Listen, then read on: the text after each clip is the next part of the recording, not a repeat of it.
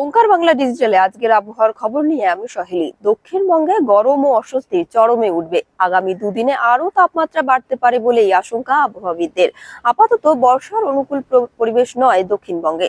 উত্তরবঙ্গের দার্জিলিং সহ উপরের জেলাগুলিতে বিক্ষিপ্তভাবে বজ্রবিদ্যুৎ সহ বৃষ্টি হতে পারে। সোমবার দক্ষিণবঙ্গের উপকূল ও সংলগ্ন কিছু জেলায় বজ্রবিদ্যুৎ সহ বৃষ্টির সামান্য সম্ভাবনা রয়েছে।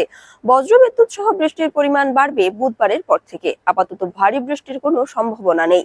12 জুন পর্যন্ত পশ্চিমবঙ্গে বৃষ্টির সম্ভাবনা কম থাকবে বলেই অনুমান আলিপুর আবহাওয়া দপ্তরের বিজ্ঞানীদের। দক্ষিণবঙ্গে 3 দিনে 4 ডিগ্রি সেলসিয়াস তাপমাত্রা আরো বাড়তে পারে। আগামী বুধবার পর্যন্ত বৃষ্টির সম্ভাবনা কম থাকবে।